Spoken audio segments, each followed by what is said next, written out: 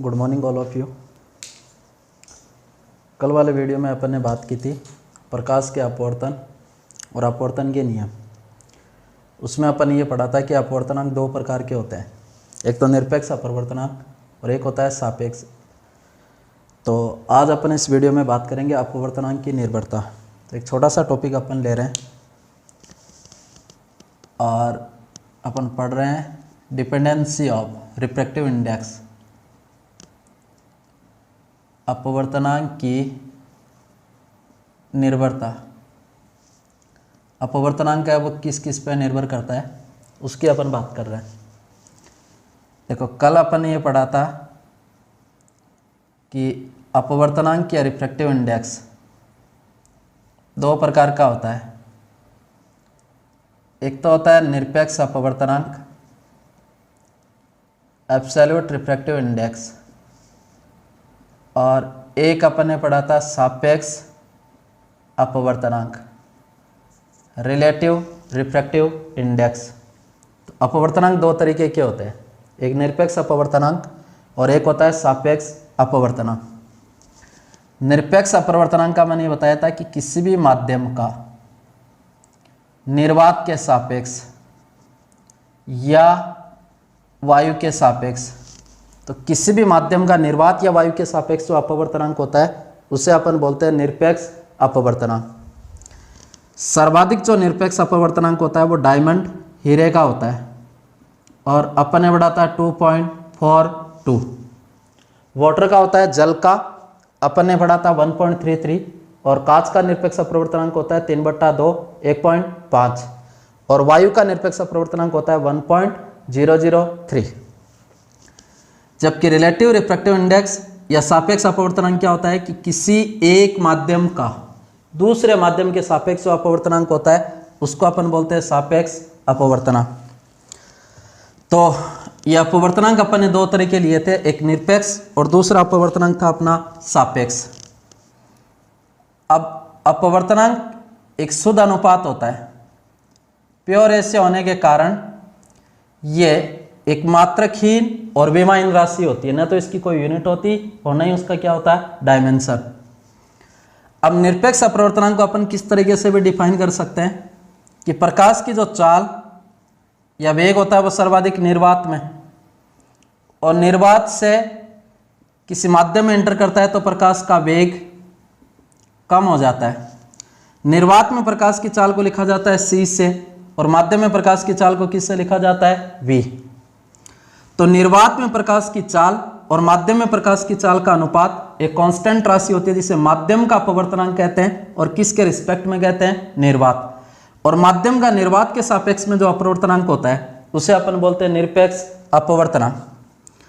तो absolute refractive index, निरपेक्ष अपवर्तनांक। निरपेक्ष अपवर्तनांक बराबर अपन ने लिखा था कि निर्वात में प्रकाश की चाल अपॉन माध्यम में प्रकाश की चाल। तो ऊपर भी प्रकाश की चाल और नीचे भी प्रकाश की चाल, इसका मतलब ये कैसा अनुपात है, शुद्ध। और शुद्ध अनुपात होने के कारण इसका कोई भी मात्रक और क्या नहीं होती, विमा। निरपेक्ष अपवर्तनांक को अपन लिख रहे हैं n से, निर्वात में प्रकाश की चाल को किससे लिखा जाता है, c, अपॉन इसको अपन क्या लिख सकते हैं, v। तो n इज इक्वल टू हो जाएगा c अपॉन v। अब इसलिए अपन ने एक नियम पढ़ा था अपवर्तन का, और अपवर्तन के उस नियम को अपन बोलते हैं स्नेल का नियम। स्नेल का नियम अपन को ये कहता है कि आपतन कोण की ज्या sin i और अपवर्तन कोण की ज्या का मतलब क्या हो गया, sin r का अनुपात एक कांस्टेंट राशि होती है जिसे दूसरे माध्यम का अपवर्तनांक कहते हैं और किसके सापेक्ष, पहले। और दूसरे माध्यम के पहले माध्यम के सापेक्ष अपवर्तनांक को अपन लिख सकते हैं किससे, n/1। तो sin i upon sin r is equal to होता है n/1। इसी को अपन यूं भी लिख सकते हैं, ये वाला तो है रिलेटिव रिफ्रैक्टिव इंडेक्स क्योंकि ये दूसरे माध्यम का है और किस माध्यम के सापेक्ष, पहले। इसको अपन यूं भी राइट डाउन कर सकते हैं कि sin i upon sin r is equal to n2 upon n1। तो sine I upon sine are is equal to n2 upon n1। अब यहाँ जो ये n2 है ये निरपेक्ष अपवर्तनांक है दूसरे माध्यम का, और n1 अब वो निरपेक्ष अपवर्तनांक है पहले माध्यम का। मान लीजिए इसको मैं दे देता हूँ इक्वेशन नंबर फर्स्ट। तो इसको अपन यूं भी लिख सकते हैं कि n1 into sine I is equal to n2 into sine are.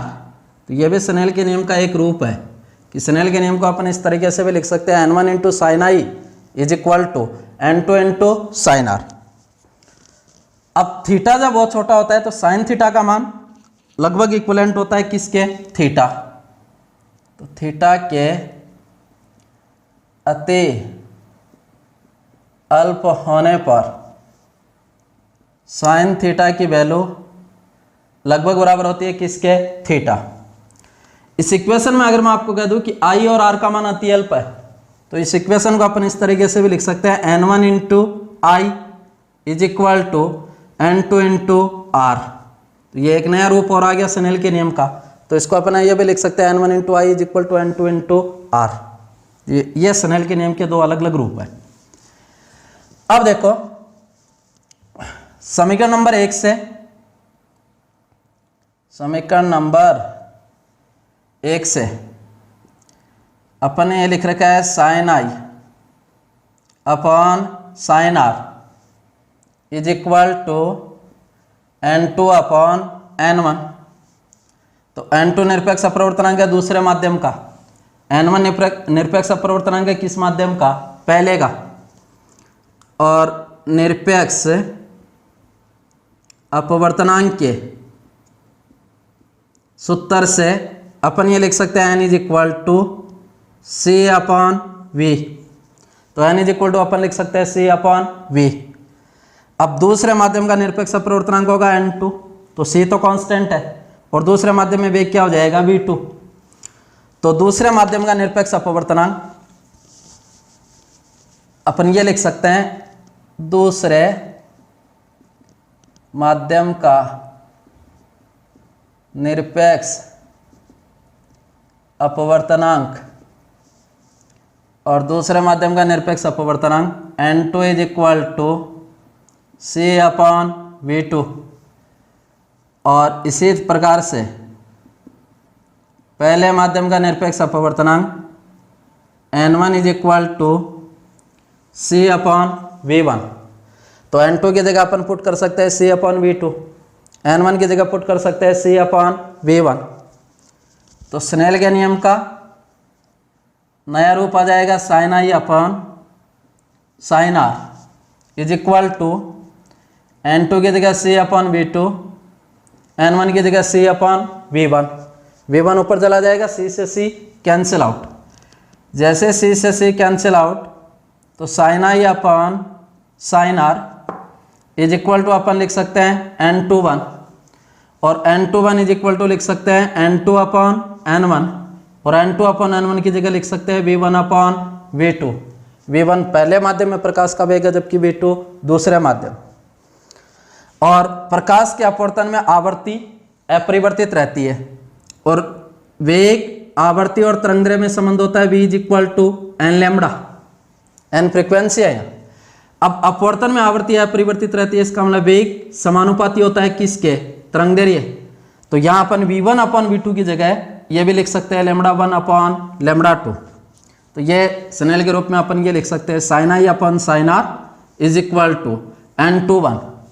n21 की जगह अपन लिख सकते हैं n2 अपॉन n1, और n2 अपॉन n1 की जगह लिख सकते हैं v1 अपॉन v2, और v1 अपॉन v2 की जगह लिख सकते हैं λ1 अपॉन λ2।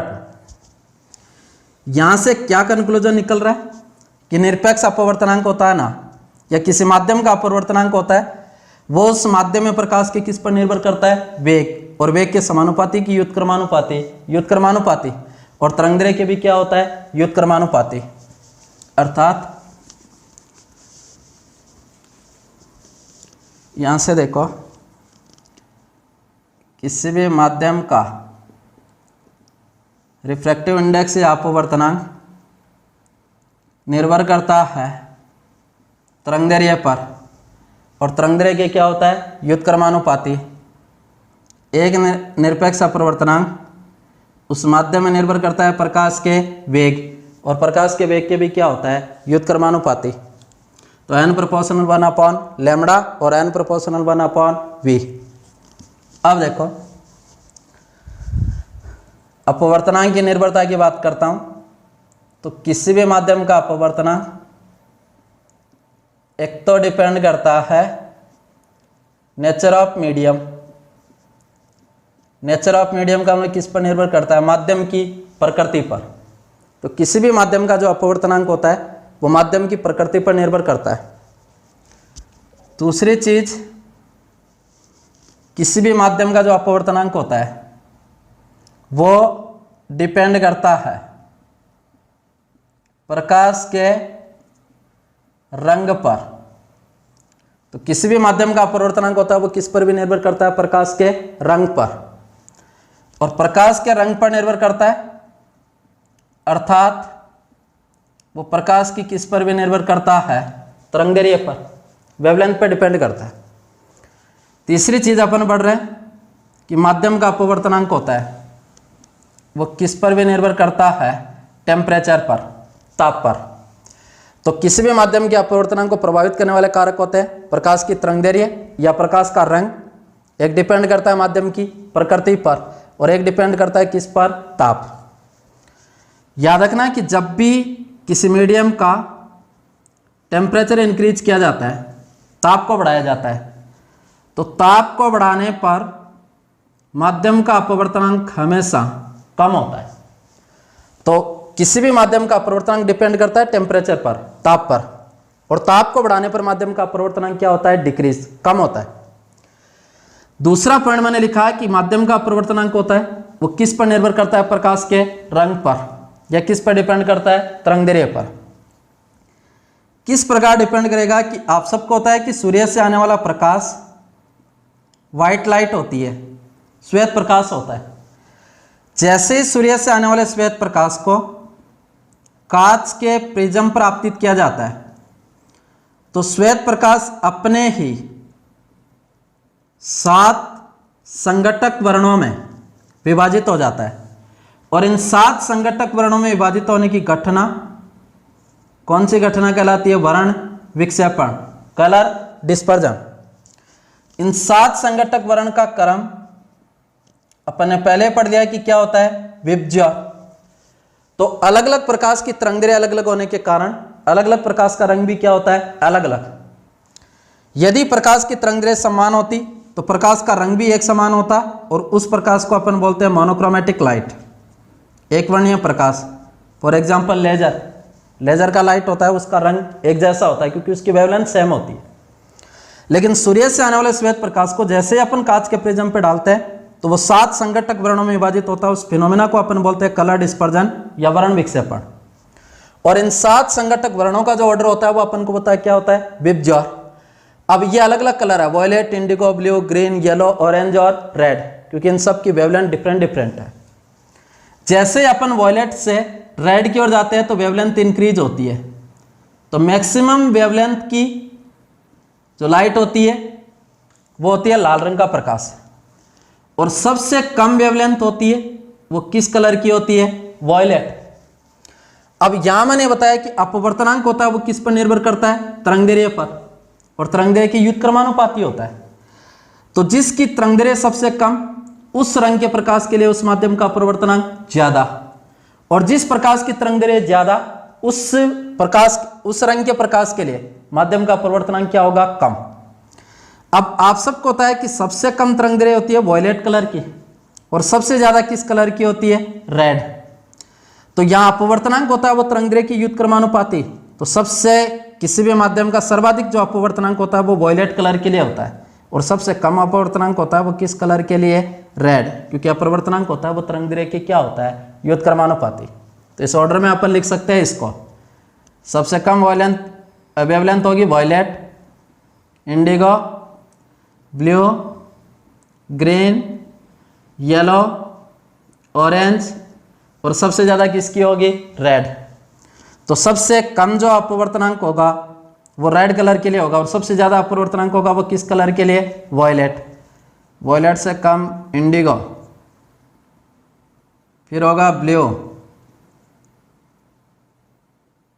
फिर होगा ग्रीन, फिर येलो, फिर ऑरेंज, और सबसे कम होगा वो किस कलर के लिए होगा, रेड। तो किसी भी माध्यम का अपवर्तनांक होता है वो प्रकाश के रंग अर्थात प्रकाश की किस पर भी निर्भर करता है, तरंगदैर्घ्य पर। तो ये 2-3 पॉइंट आपको याद रखना है कि अपवर्तनांक होता है वो तरंगदैर्घ्य के व्युत्क्रमानुपाती होता है, प्रकाश के वेग के भी क्या होता है, व्युत्क्रमानुपाती। और माध्यम का अपवर्तनांक होता है वो माध्यम की डिपेंड करता है नेचर पर, प्रकृति पर, प्रकाश के रंग और तरंगदैर्घ्य पर निर्भर करता है। और एक डिपेंड करता है किस पर, टेम्परेचर पर। ताप को बढ़ाने पर माध्यम का अपवर्तनांक हमेशा क्या होता है, कम। कल अपन अपवर्तन के उदाहरण पर नया टॉपिक लेंगे। Thank you.